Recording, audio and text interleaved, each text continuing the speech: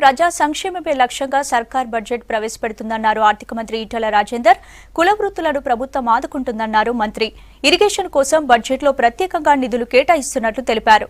నాలుగోసారి బడ్జెట్ ప్రవేశపెడుతున్న ఆర్థిక మంత్రి ఈటెలతో శ్రీనివాస్ ఫేస్ టు ఫేస్. ఒకసారి బడ్జెట్ ప్రవేశపెట్టబోతున్నారు ఆర్థిక శాఖ మంత్రి ఈటెల రాజేందర్. ప్రస్తుతం ఏ రంగాలకు ప్రాధాన్యత ఇవ్వబోతున్నారు, ఈసారి బడ్జెట్ ఏ విధంగా ఉంటుంది అనేటువంటి విషయాల మీద తెలుసుకుందాం. మంత్రి గారు చెప్పండి, ఈసారి కొత్తగా బడ్జెట్ ఏ రంగాలకు ప్రాధాన్యత ఇవ్వబోతున్నారు, కొత్తదనం ఏముండబోతుంది? తెలంగాణ రాష్ట్ర ప్రభుత్వానికి సంక్షేమమే ఇప్పటి వరకు ప్రథమ ప్రాధాన్యమైనటువంటి అంశం. ఇంత సంక్షేమ ఫలాలు ప్రజలకు అందిస్తున్నప్పటికీ కూడా ఇంకా కొన్ని వర్గాలకు ఈ ప్రభుత్వ ఫలాలు చేరుతలేనటువంటి భావన వ్యక్తమవుతూ ఉంది. ఆ వర్గాలకు కూడా ఈసారి బాజాప్తా బడ్జెట్లో పెట్టుకొని ఆ వర్గాలను ఆదుకునే ప్రయత్నం చేస్తాం. ఈ దేశం కానీ రాష్ట్రం కానీ కులాల సమూహం, వృత్తుల సమూహం.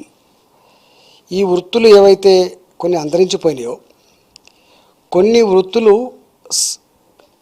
సర్వీస్ ఓరియంటేషన్ ఉన్నాయి, కొన్ని వృత్తులు అసెట్స్ క్రియేషన్లో ఉన్నాయి, కొన్ని వృత్తులు రాష్ట్ర ఆదాయాన్ని కూడా పెంచేటువంటి వృత్తులు ఉన్నాయి.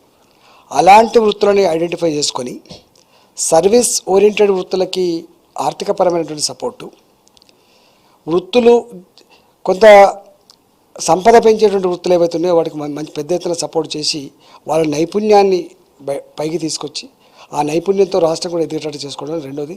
ఇది ఈ బడ్జెట్లో ప్రస్ఫుటంగా కనబడబోతాను. ఇప్పటివరకు ఎస్సీల కోసం ఎస్టీల కోసం పెట్టబడ్డ డబ్బు అయితే ఉందో అది దారి మళ్ళుతుందనేటువంటి ఒక భావన అయితే ఉందో అట్లా కాకుండా ఉండే పద్ధతిలో బాజప్తా ముద్దకు ముద్ద పెట్టడమే కాకుండా వాళ్ళకు ఏ రంగాలు ప్రాధాన్యత ఉంటాయో ఆ రంగాలకే ఖర్చు పెట్టే దానికోసం కూడా ప్రణాళికలు రూపొందించడం.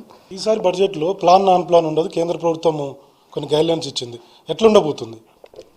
యాక్చువల్గా జీతభత్యాలు తప్పకుండా అవి ఉండేటివే. సంక్షేమ రాజ్యం కాబట్టి దానికోసం కొన్ని డబ్బులు ఖర్చు పెట్టాల్సిందే.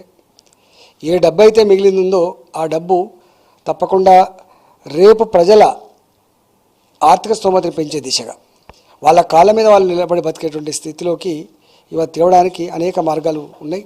దాంట్లో ప్రధానంగా విద్య మీద కావచ్చు, వైద్యం మీద కావచ్చు. ఇలా అన్నిటికీ మిక్కిలి ఏ కులమైనా ఏ మతమైనా ఇప్పటికి కూడా అక్కడి చేసుకొని ఆదుకునే తల్లి భూతల్లే కాబట్టి ఆ భూతల్లికి నీళ్లు కావాలి కాబట్టి ఆ నీళ్ళు ఇచ్చే దానికోసం ఇలా ప్రధాన ప్రాధాన్యత ఉంటుంది. రాష్ట్ర రాబడి అంటే ముఖ్యంగా నోట్ల రద్దు తర్వాత కొంత తగ్గిందనేటువంటిది మీరు ప్రభుత్వం నుంచి చెప్తున్నటువంటి మాట. అంటే బడ్జెట్కు దీని ప్రభావం ఏ విధంగా ఉంటుంది?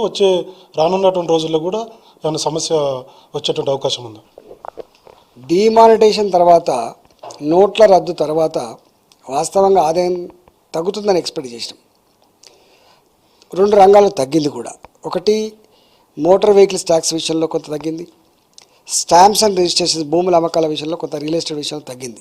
డిమానిటైజేషన్ తర్వాత ఒకటి రెండు నెలలు కొంత ఇబ్బందులు ఉన్నప్పటికీ కూడా దాని నుంచి అధిగమించి దేశంలోనే గొప్ప గ్రోత్ రేట్ రికార్డ్ అయినటువంటి రాష్ట్రంగా తెలంగాణ ఉన్నది. రాబోయే కాలంలో కూడా ఇది కొనసాగేటువంటి ఆస్కారం ఉంది. తెలంగాణ రాష్ట్రం ఈ దేశంలో ఆర్థిక పురోగతిలో నంబర్ 1 ఉండేటువంటి ఆస్కారం ఉంటుంది. ఒకే పన్ను విధానం కేంద్రం అమలు చేయబోతుంది. ఎప్పటి నుంచి అమలు చేయబోతుంది? మన రాష్ట్రానికి ఏమన్నా అంటే ఆర్థికంగా సమస్యలు వచ్చేటువంటి అవకాశం ఉందా కేంద్ర పన్నుల వాటాలో? జిఎస్టీ జూలై మాసం నుంచి అమలు కాబోతోంది. జిఎస్టీ అమలైన తర్వాత ఈ దేశంలో ఒకటే ట్యాక్స్ ఒకటే దేశం అనే కాన్సెప్ట్ వస్తుంది. దీని ఇంప్లిమెంటేషన్ తర్వాత రాష్ట్రానికి వచ్చే నష్టమే లేదు. ముఖ్యంగా అంటే ఎస్సీ ఎస్టీ సబ్ ప్లాన్ ఈసారి లేదు, కానీ ఏ పద్ధతుల్లో అంటే ఇప్పుడు ఉన్నటువంటి బడ్జెట్లో ఎలా పెట్టబోతున్నారు అనేది ఎస్సీ ఎస్టీ సబ్ ప్లాన్ చట్టం ఉన్నది. బాజప్తా ఆ చట్ట పరిధిలోనే అలొకేషన్స్ ఉంటాయి. దాన్ని వివిధ డిపార్ట్మెంట్ ఎట్లా ఖర్చు పెట్టాలో అవన్నీ చూసుకుంటాం. సంక్షేమ రంగానికే ప్రయారిటీ ఇస్తున్నామని చెప్పి ఆర్థిక శాఖ మంత్రి ఈటెల రాజేందర్ చెప్తున్నారు. ఇక కుల వృత్తులకు కూడా పూర్తి స్థాయిలో వారిని ఆర్థికంగా బలోపేతం చేసేందుకు ఈ బడ్జెట్లో నిధులు కేటాయించమని చెప్తున్నారు. కెమెరామెన్ నగేష్ రెడ్డితో శ్రీనివాస్, V6 న్యూస్, హైదరాబాద్.